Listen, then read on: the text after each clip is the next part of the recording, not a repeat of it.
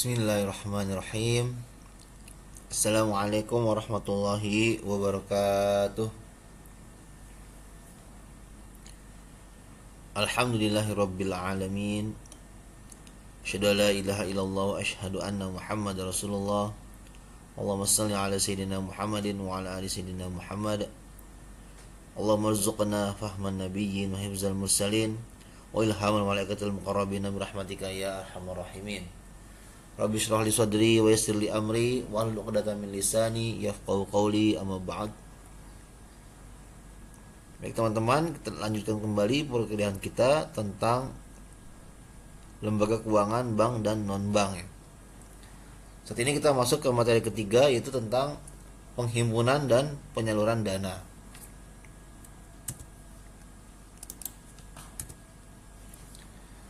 Nah, seperti biasa saya akan mengutip sebuah hadis ya, mutiara hikmah dari Ibnu Umar. Rasulullah SAW bersabda, barang siapa yang mati dalam keadaan masih memiliki hutang 1 dinar atau 1 dirham, maka hutang tersebut akan dilunasi dengan kebaikannya di hari kiamat, karena di sana tidak ada, atau di akhirat tidak ada dirham dan dinar. Nah, ini dari Ibnu Majah, hadis nomor 2414.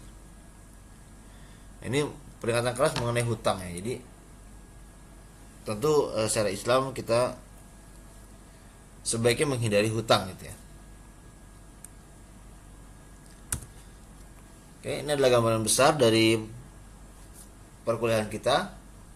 Saat ini kita akan masuk ke pertemuan ketiga ya, kita akan membahas tentang penghimpunan dan penyaluran dana. Tujuan pembelajaran dan materi ya. Dari sesi ini diharapkan peserta didik dapat memahami tentang aktivitas utama perbankan, yaitu menghimpun dan menyalurkan dana atau uang. Adapun materi pembahasannya, kita akan diskusi mengenai beberapa hal. Yang pertama akan mengenai pendahuluan, yang kedua produk penghimpunan dana, yang ketiga kita akan masuk ke kredit atau pembiayaan atau penyaluran dana ya. Keempat, prinsip penyaluran dana. Kelima, jenis kredit atau pembiayaan. Nomor 6, proses penyaluran dana. Nomor 7, kredit atau pembiayaan bermasalah. Baik, kita masuk ke materi mengenai penghimpunan dan penyaluran dana. Kita sudah sama-sama bahas kemarin, bank adalah badan usaha yang menghimpun dana dari masyarakat dalam bentuk simpanan dan menyalurkannya kepada masyarakat dalam bentuk kredit atau bentuk lainnya, dalam rangka meningkatkan taraf hidup rakyat banyak ya. Jadi ini adalah fungsi bank sebagai lembaga keuangan intermediari ya, menghimpun dan menyalurkan dana. Bank menghimpun dana masyarakat dalam bentuk tabungan, giro, dan deposito. Dana yang dihimpun dari masyarakat tersebut kemudian disalurkan dalam bentuk kredit kepada masyarakat. Penyaluran kredit usaha kepada dunia usaha akan membantu dunia usaha untuk bertumbuh secara berkelanjutan. Penyaluran kredit konsumer secara terkendali akan mendorong peningkatan permintaan masyarakat atas produk dan jasa dari dunia usaha. Nah, jadi intinya adalah dalam penyaluran dana ini diharapkan ya akan meningkatkan taraf hidup rakyat banyak. Ya, contohnya apa nih? Pertumbuhan secara berkelanjutan ya untuk dunia usaha, ataupun yang konsumen akan meningkatkan permintaan, demand dari dunia usaha, sehingga supaya bisa ditingkatkan seperti itu. Nah, ini adalah jadi aktivitas utama bank itu adalah menghimpun dan menyalurkan dana dari masyarakat kepada masyarakat ya, sebagai lembaga keuangan intermediari. Nah, kalau secara proses kita bisa lihat di sini fungsi intermediari dari bank, yaitu bagaimana dia bisa menghimpun dana dari surplus unit dan menyalurkan dana kepada defisit unit.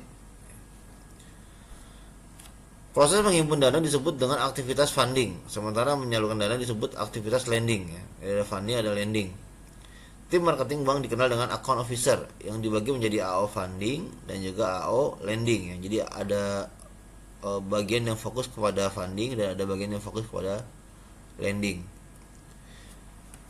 Yang ketiga, dana yang dihimpun atau funding disebut dengan dana pihak ketiga atau DPK ya, yang harus dikelola dengan baik oleh bank. Nah, ini karena karena bank mengelola duit orang nih, maka harus dikelola dengan baik dan benar gitu ya. Bank memperoleh pendapatan dari selisih bunga bagi hasil yang didapat dari debitur nasabah dari deposit unit dengan bunga bagi hasil yang diberikan kepada deposan atau surplus unit. Nah, ini jadi dari deposit unit ini akan memberikan bunga atau bagi hasil kepada bank. Nah, di sini mungkin ada selisihnya. Nah, dari selisih antara bagi hasil dari dengan nasabah ini, maka dia dapatkan profit untuk bank ya. Contoh misalnya bunga atau bagi hasil atau margin ya, surplus unit sekitar 5%. Nah, nanti dari deposit unit tentu harus di atas 5% ya. 7% atau 8% itu gambarnya seperti itu. Baik dari sisi bunga, dari sisi bagi hasil ataupun bunga ya. Jadi kurang lebih seperti ini gambarannya, skemanya bagaimana proses penghimpunan dan penyaluran dana, dan bagaimana bank itu bisa memperoleh income ya, atau mengenerate income, pendapatan dari selisih antara bunga atau bagi hasil yang diberikan oleh yang dijanjikan kepada surplus unit dan yang didapatkan dari deposit unit ya. Jadi ini harus lebih besar daripada ini ya. Kita masuk ke produk penghimpunan dana, tabungan ya. Tabungan adalah simpanan pada bank yang penarikannya sesuai dengan persyaratan yang ditetapkan oleh bank. Penarikan tabungan dilakukan menggunakan buku tabungan, slip penarikan, kwitansi, atau kartu anjungan tunai mandiri atau ATM. Kepada pemegang rekening tabungan akan diberikan bunga tabungan yang merupakan jasa atas tabungannya. Untuk bank syariah akan memperoleh bagi hasil ya, atau margin ya, bagi hasil lah ya. Keempat, nasabah atau pemegang rekening akan dibebankan biaya admin. Nah, jadi ada biaya yang dibebankan dari bank kepada nasabahnya ya. Ini disebut dengan fee. Yang kedua, produk rekening giro, itu simpanan yang penarikannya dapat dilakukan setiap saat dengan menggunakan cek atau biliet giro, sarana perintah pembayaran lainnya, atau dengan pemindah bukuan. Rekening giro dapat ditarik dengan menggunakan sarana perintah pembayaran seperti contohnya cek atau biliet giro ya. Berbeda dengan tabungan menggunakan ATM atau slip penarikan. Jadi beda, kalau rekening giro harus pakai cek atau biliet giro ya, tidak bisa dengan pakai ATM ya. Rekening giro diperuntukkan untuk mereka yang membutuhkan transaksi keuangan rutin dalam jumlah besar, baik pribadi maupun perusahaan. Nah, jadi kenapa jadi transaksi giro ini lebih besar dibandingkan transaksi tabungan ya? Tabungan memiliki jumlah maksimum penarikan harian, sementara giro memiliki batas yang lebih besar. Oleh karena itu, rekening giro biasa digunakan perusahaan yang membutuhkan jumlah transaksi harian yang besar. Nah, jadi biasanya sih giro ini digunakan oleh perusahaan ya, karena limitnya cukup besar. Contoh misalnya kalau teman-teman ambil tabungan, limitnya mungkin hanya 25 juta sehari ya. Sebenarnya kalau kita bicara bisnis kan kecil sekali ya kalau 25 juta sehari ya untuk transaksinya. Jadi ya biasanya menggunakan bilet giro. Ya mungkin berbedanya di cara penarikannya ya. Penarikannya tidak bisa pakai ATM. Kalau rekening bilet giro dia harus menggunakan cek, biliet giro, atau sarana perintah lainnya ya. Yang ketiga ada deposito. Untuk produk untuk penghimpunan dana dia ada deposito, itu simpanan yang penarikannya hanya dapat dilakukan pada waktu tertentu berdasarkan perjanjian nasabah penyimpan dengan bank. Jadi ini terkait dengan waktu tertentu ya, atau jangka waktu ya. Biasanya ada deposito berjangka. Deposito adalah simpanan yang pencairannya hanya dapat dilakukan pada jangka waktu tertentu dan syarat-syarat tertentu. Jadi ada syarat dan ketentuan. Deposito dapat dicairkan setelah jangka waktu berakhir ya, mungkin sebulan, 2 bulan, 3 bulan gitu ya, setahun. Deposito yang akan jatuh tempo dapat diperpanjang secara otomatis atau automatic rollover. Pada saat jatuh tempo, nasabah berhak menerima pokok dan bunga dari deposito yang dia punya, atau dalam syariah bagi hasil ya, sesuai dengan bunga atau margin yang berlaku setelah pajaknya. Jadi bisa kalau teman-teman deposito itu ada bunga deposito ya, bunga deposito berjangka sekian, 3 bulan sekian, 6 bulan sekian ya, atau kurang lebih kalau di syariah adalah bagi hasil ya. Mungkin bagi hasilnya tidak ditetapkan di awal. Itu bedanya. Oke, kita lanjut. Nah, ini produk penghimpunan dana untuk bank syariah ya. Tadi kita bicara deposito, tabungan, dan rekening giro. Bagaimana sih akad di syariahnya? Nah, kurang lebih ada dua akad di sini ya. Ada mudharabah, ada wadiah. Wadiahnya yad dhamanah ya. Itu dana titipan yang boleh dimanfaatkan oleh bank. Setelah mudharabahnya ada dua, ada mutlaqah dan ada muqayyadah ya. Mutlaqah berarti tidak ada pembatasan, muqayyadah ada pembatasan gitu ya. Kemudian apa sih yang didapat oleh bank ya? Atau nasabah? Nah, ini ada bagi hasil. Ada bagi hasil. Bank sekian, nasabah sekian. Karena kalau wadiah itu ada bonus. Bonus yang tidak diperjanjikan di awal. Jadi karena dana titipan tersebut diinvestasikan oleh bank. Gitu. Nah, akad yang digunakan dalam produk penghimpunan dana adalah akad mudharabah untuk produk tabungan dan deposito, dan akad wadiah yad dhamanah untuk produk tabungan dan rekening giro. Nah, tabungan bisa dua nih, tabungan bisa mudharabah, bisa wadiah. Mudharabah mutlaqah tidak ada pembatasan bagi bank dalam menggunakan dana yang dihimpun. Nasabah tidak memberikan persyaratan apapun kepada bank ke bisnis apa dana yang disimpannya itu dapat disalurkan, atau menetapkan penggunaan akad-akad tertentu, ataupun mensyaratkan dananya diperuntukkan bagi nasabah tertentu. Nah, jadi ini tidak ada persyaratan lah dari deposan, dari penabung mau dananya dipakai untuk apa ya, tidak ada persyaratan. Sementara kalau mudharabah muqayyadah merupakan simpanan khusus atau restricted investment, itu pemilik dana dapat menetapkan syarat-syarat tertentu yang harus dipatuhi oleh pihak bank. Misalnya disyaratkan digunakan untuk bisnis tertentu, atau disyaratkan untuk akad tertentu, atau untuk nasabah tertentu ya. Jadi misalnya contoh, saya sebagai deposan atau pemilik dana di bank syariah, saya ingin tabungan saya akadnya adalah mudharabah muqayyadah. Nah, saya pengen dana yang saya miliki ini atau dana yang saya simpan ini disalurkan untuk misalnya bisnis UMKM contohnya gitu ya, UMKM yang fashion, misalnya jualan jilbab seperti itu contohnya. Nah, itu ada muqayyadah, jadi ada diinvestasikan untuk sudah jelas atau sudah ditentukan akan diinvestasikan kemana.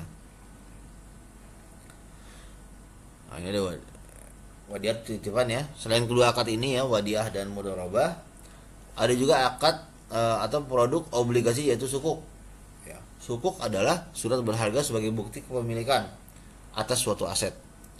Obligasi syariah ini dapat menggunakan beberapa prinsip yang dibolehkan syariah, seperti menggunakan prinsip bagi hasil ya, sukuk al-mudharabah dan sukuk al-musyarakah, atau menggunakan prinsip jual beli, sukuk al-murabahah, sukuk as-salam, dan sukuk al-istisna, atau menggunakan prinsip sewa ya, sukuk al-ijarah, dan seterusnya.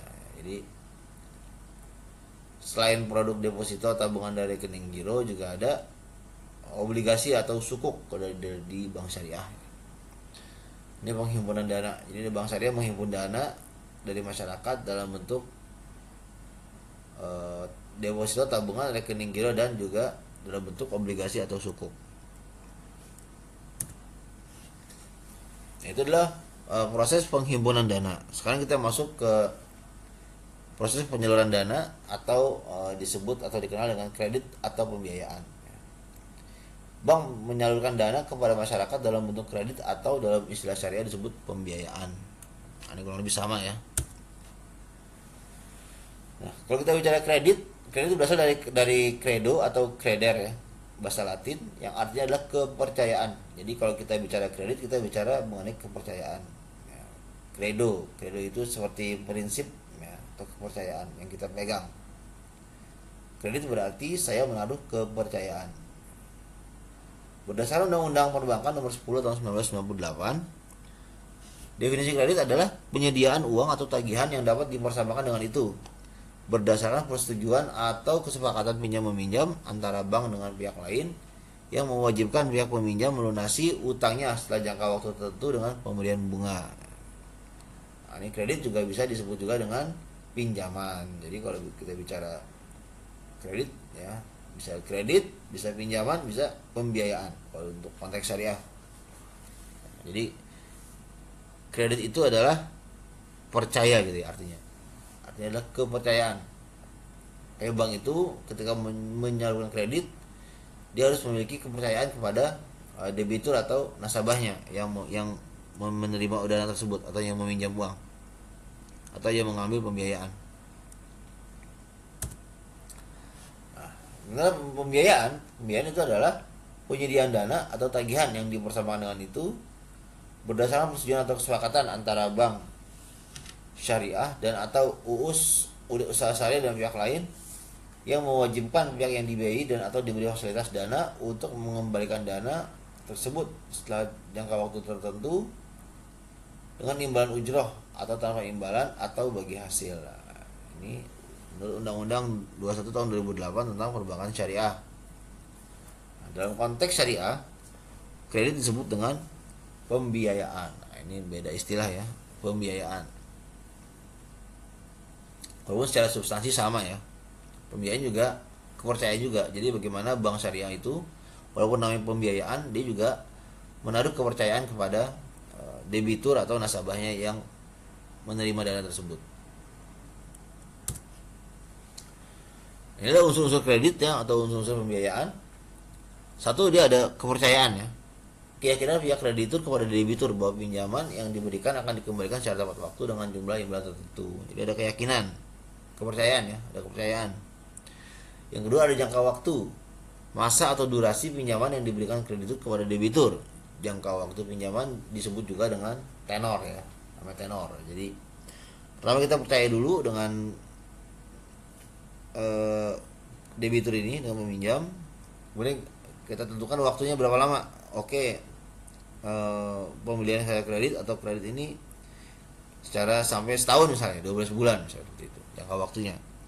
Yang ketiga adanya prestasi atau perjanjian. Jadi dibuat perjanjian kredit yang dibuat antara kreditur dengan debitur yang memuat jumlah pinjaman, pokok hutang, masa pinjaman, bunga dan konsekuensi jika debitur gagal memenuhi kewajiban. Jadi contohnya isi perjanjian itu misalnya nasabah akan bayar tanggal sekian, jumlah sekian setiap bulan ya. Dan kalau gagal membayar maka akan diberikan sanksi ya, seperti itu ya. Atau dikembalikan unitnya dan seterusnya. Ada perjanjian. Yang keempat ada risiko. Risiko adalah kemungkinan debitur gagal memenuhi kewajibannya. Untuk mengantisipasi risiko tersebut, biasanya kreditur meminta jaminan atau agunan dari pihak debitur. Nah, ini biasanya ya. Jadi untuk meminimalisasi risiko bisa meminta jaminan dari debitur.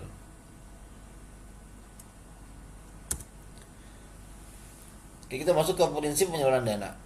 Ya. Bank harus menerapkan prinsip kehati-hatian atau prudential banking dalam penyaluran dana.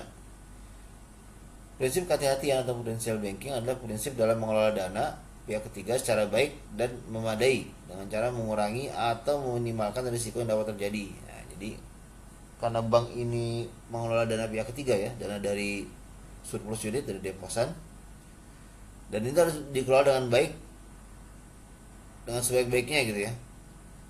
Atau di sini disebut dengan dikelola secara hati-hati. Ada prinsip kehati-hatian dengan cara mengurangi atau meminimalkan risiko yang dapat terjadi. Nah, risikonya apa? Risikonya ada antara lain seperti kredit macet ya, nasabah gagal bayar, ada penipuan baik dari eksternal ataupun internal bank, atau ada penggelapan uang dan seterusnya gitu ya.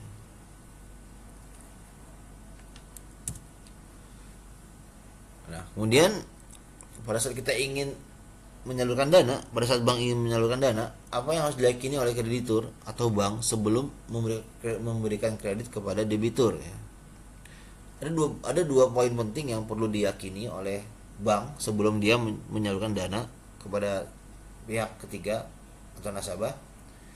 Itu pertama mengenai kemauan, dan yang kedua tentang kemampuan ya. Jadi ada kemauan dan kemampuan.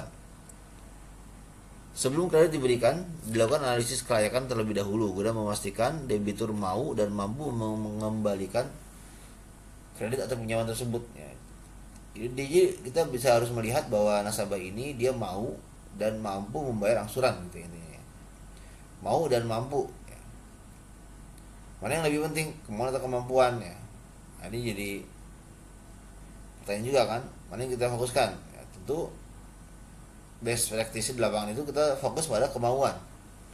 Karena kalau di mana ada kemauan, di situ ada jalan ya, sehingga bisa didapat kemampuan untuk membayar angsuran. Analisis kemauan dan kemampuan calon debitur atau nasabah merupakan salah satu penerapan prinsip kehati-hatian. Nah, jadi sebelum kita menyalurkan dana, kita harus melakukan analisis kelayakan dulu nih si nasabah ini, baik perorangan atau perusahaan ya. Contoh perorangan lah, misalnya bapak fulan nih, dia layak nih kita berikan kredit nih, kita berikan pinjaman atau pembiayaan. Apakah dia mau membayar angsuran, apakah dia mampu membayar angsuran. Kalau seperti itu ya, itu harus dipastikan dulu sebelum dana tersebut dicairkan kepada bapak fulan. Nah, bagaimana sih cara kita menganalisis kemauan dan kemampuan ya? Salah satu metode analisis kelayakan calon nasabah yang banyak dipraktikkan atau best practice yaitu metode 5C ya. 5C itu adalah singkatan dari ini ya, 5C ya. Nah, kalau kita bicara kemauan, kita bicara tentang karakter dari nasabah. Karakternya gimana nih? Orangnya baik nggak? Orangnya suka bohong nggak? Seperti itu ya. Jujur nggak? Nah, ini kemauan. Atau karakter. Sebenarnya kalau kemampuan kita bisa lihat dari capacity, capital, collateral, dan condition. Ada 4 hal ya. Gajinya berapa gitu ya, punya apa aja dia nih, kondisi ekonomi bagaimana, itu kita bicara mengenai kemampuan membayar angsuran. Nah, tapi kalau kita bicara kemauan, kita bicara mengenai karakter ya, karakter dari nasabah tersebut. Kooperatif nggak, seperti itu ya. Nah, ini adalah prinsip 5C ya, yang biasanya dipraktikkan atau best practice dari bagaimana cara kita menganalisis kemauan dan kemampuan dari calon debitur atau calon nasabah. Nah, ini 5C ya. Karakter, kemauan ya. Capacity, capital, dan collateral, dan condition itu faktor kemampuan dari nasabah.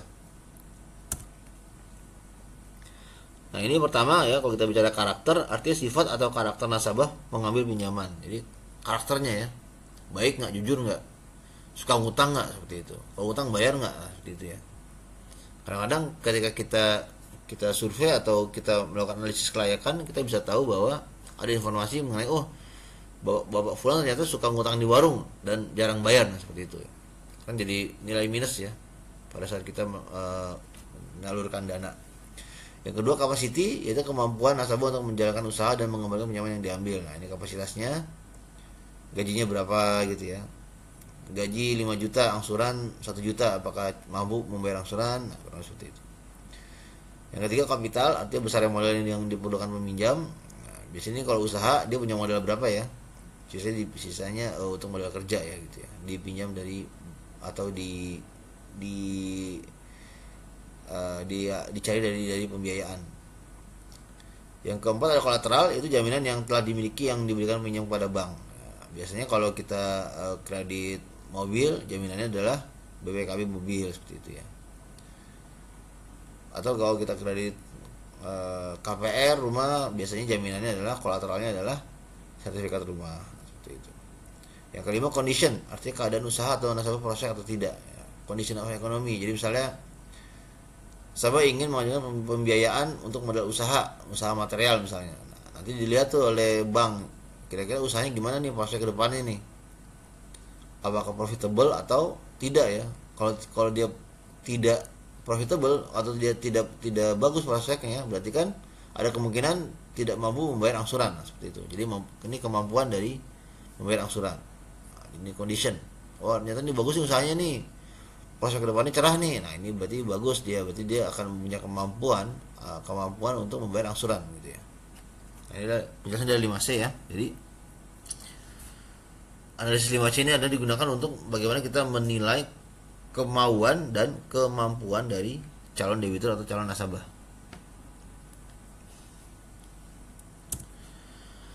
Oke, kita masuk ke jenis-jenis kredit atau pembiayaan ya.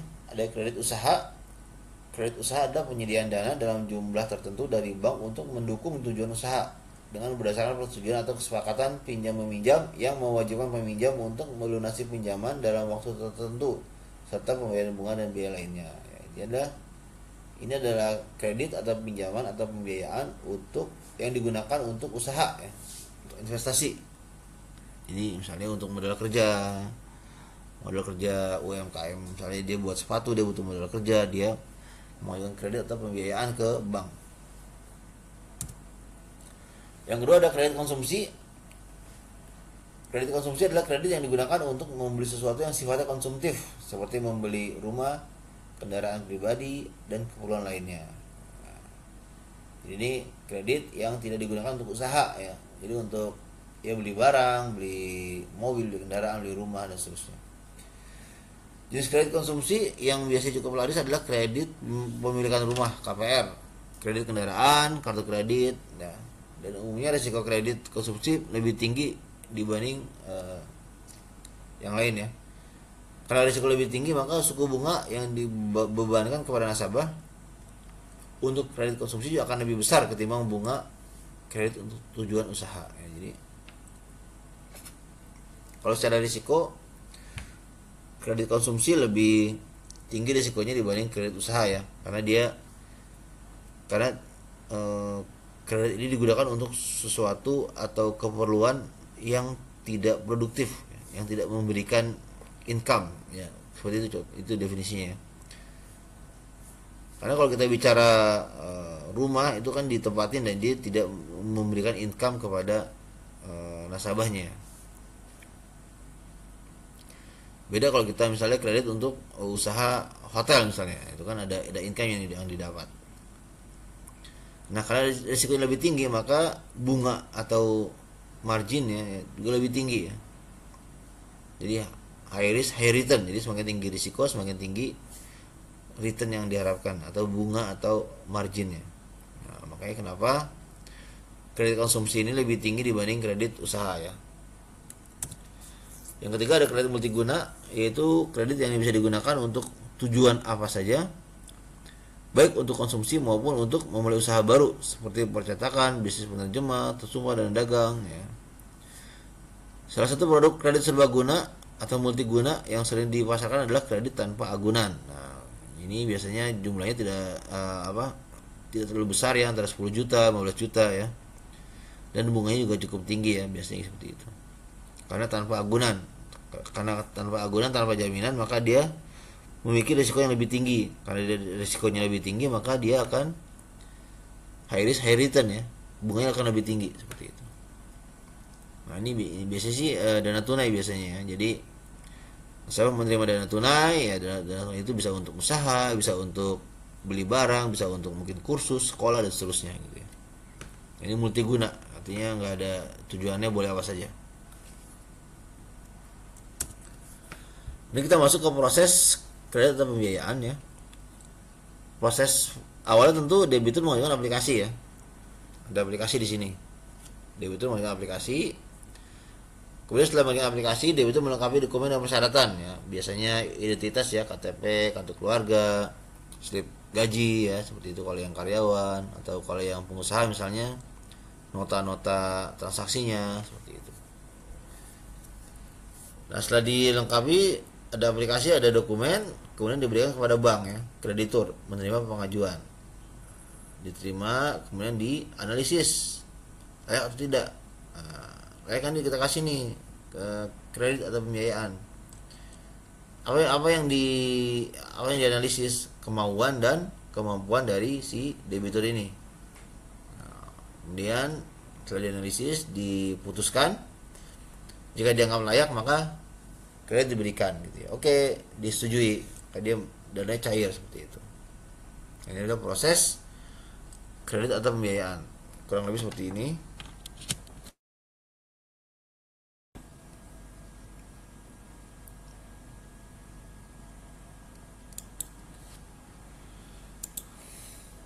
Nah, ini untuk detail dari proses kredit atau pembiayaan ya. Kurang lebih pertama ada inisiasi calon nasabah. Kemudian yang kedua ada survei kelayakan ya. Inisiasi itu bisa tadi melengkapi dokumen, aplikasi dan seterusnya, terus survei kelayakan, kemudian analisis aplikasi pembiayaan, dianalisa nih aplikasinya nih. Jadi pertama nasabah mengajukan aplikasi, kemudian disurvei ya. Disurvei itu biasanya didatangi oleh petugas survei ke tempat usahanya, ke kantornya ya, ketemu nasabah. Kemudian dari situ ada petugas yang melakukan analisa. Dari hasil survei ini kira-kira layak nggak nih si nasabah nih, dari sisi kemauan maupun dari sisi kemampuan. Kemudian setelah dianalisis, diputuskan pembiayaan. Setelah diputuskan maka oke, di approve atau ditolak. Kemudian dilakukan dokumentasi dan administrasi pembiayaan ya, jadi ada surat-surat dokumen-dokumennya ya. Yang terakhir baru realisasi atau pencairan dana. Kurang lebih prosesnya seperti ini. Nah, mana yang paling krusial? Proses nomor 2 dan nomor 3 ada proses yang krusial ya, ini ya, 2 dan 3 ini ya. Yang paling krusial. Karena menyangkut risiko dana yang disalurkan atau kredit pembiayaan tidak kembali atau non performance financing. Jadi proses nomor 2 dan nomor 3 ini krusial karena menentukan ya apakah dana yang kita berikan itu, yang kita pinjamkan atau yang kita biayai tersebut akan kembali dalam bentuk angsuran atau tidak ya. Kalau nggak benar berarti dana tersebut hilang ya.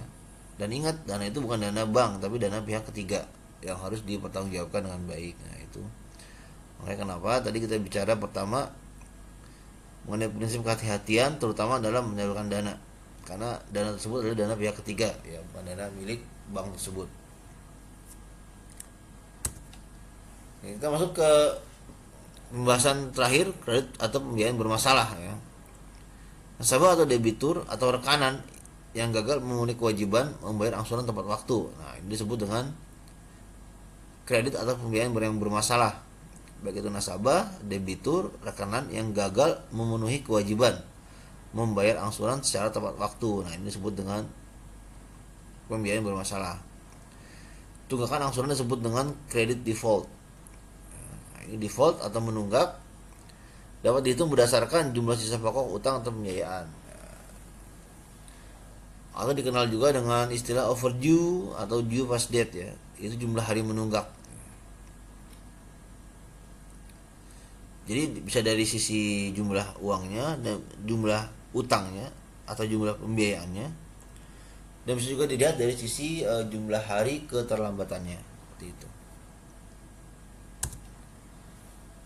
Nah ini adalah non performing loan atau NPL atau NPF, non performance finance ya. Jumlah kredit bermasalah yang menunggak dibanding total kredit. Nah ini merupakan salah satu parameter atau indikator kesehatan dari bank ya. Indikator perbankan ya, kesehatan bank ya. Semakin besar NPF atau NPL-nya, maka semakin sakit bank tersebut, kurang sehat lah ya. Lalu bagaimana rumus menghitung NPL atau NPF ya? NPL atau NPF, total kredit bermasalah dibagi total kredit dikali 100% ya. NPL atau non performance loan digunakan untuk bank umum. NPF atau non performance financing digunakan untuk bank syariah dan lembaga pembiayaan ya, atau non bank. Secara substansi keduanya sama karena menghitung jumlah kredit atau pinjaman atau pembiayaan yang menunggak membayar angsuran dibandingkan dengan total kredit atau total pembiayaan. Nah, ini rumus menghitung NPL ya atau NPF. Nah ini contoh penerapan default dalam kualitas piutang atau kolektabilitas ya. Pertama ada lancar. Ukuran dari mana? Ukuran dari waktu keterlambatan. Disebut lancar apabila tidak terdapat keterlambatan atau terdapat keterlambatan pembayaran pokok dan atau bunga sampai dengan 10 hari kalender. Jadi keterlambatan 0 sampai 10 hari itu disebut lancar. Yang kedua, dalam perhatian khusus ya, apabila terlambat pembayaran pokok dan atau bunga yang telah melampaui 10 hari sampai dengan 90 hari. Nah, ini berarti 11 sampai 90 hari terlambatannya. Disebut dengan dalam perhatian khusus.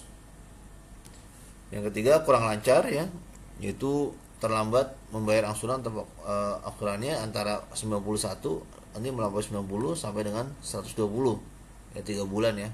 30 hari ya. Jadi antara 91 sampai 120 hari. Kemudian nomor 4 dilakukan apabila terlambat membayar angsuran ya, antara 121 sampai 180 hari ya, ini 4 bulan sampai 6 bulan. Dan disebut macet apabila terdapat keterlambatan pembayaran pokok atau bunga yang telah melampaui 180 hari ya, berarti di atas 6 bulan nih. Jadi kalau kita bicara kredit macet, maka adalah kredit yang telah menunggak selama 6 bulan tidak bayar angsuran. Nah, disebutkan kredit macet. Ini merupakan kolektabilitas dari atau kualitas piutang ya, atau kolektabilitas dari kredit atau pembiayaan. Semakin ke bawah semakin buruk ya, semakin macet, semakin parah ya.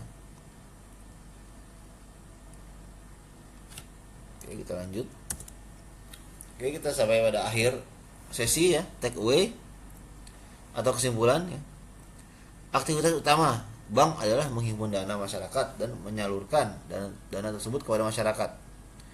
Dana yang disimpan disebut dengan dana pihak ketiga ya. Ya, ini bukan dana bank tapi dana pihak ketiga, dana orang-orang lain ya, dana deposan surplus unit, sehingga bank harus mengelola dana tersebut dengan baik ya. Dalam menyalurkan DPK atau dana pihak ketiga, bank harus menerapkan prinsip kehati-hatian dan manajemen risiko agar dana yang disalurkan dapat memberikan manfaat kepada bank dalam bentuk bunga, margin atau bagi hasil. Yang ketiga, penyaluran dana kepada debitur atau nasabah harus mempertimbangkan kemauan dan kemampuan calon debitur atau nasabah dengan cara melakukan analisis 5C ya. Dengan menerapkan analisis 5C dan manajemen risiko yang baik, maka bank dapat mencegah terjadinya kredit atau pembiayaan bermasalah. Itu debitur atau nasabah yang gagal memenuhi kewajiban untuk membayar angsuran sesuai dengan kontrak atau akad. Jadi ini adalah aktivitas utama, menghimpun dan menyalurkan dana. Tentu harus dilakukan dengan prinsip kehati-hatian ya, itu dengan menganalisis kemauan dan kemampuan dari nasabah pada saat menyalurkan dana dan menerapkan manajemen risiko yang baik ya, sehingga bisa mengurangi atau meminimalisasi terjadinya kredit yang bermasalah seperti itu. Kenapa? Karena dana yang dikelola adalah dana pihak ketiga, dana orang lain atau dana deposan ya, seperti itu. Baik teman-teman, ini adalah bahan bacaan yang bisa memperkaya untuk pengayaan materi ini. Kita sampai ke akhir sesi ya. Kurang lebihnya mohon maaf. Kita masuk ke sesi tanya jawab.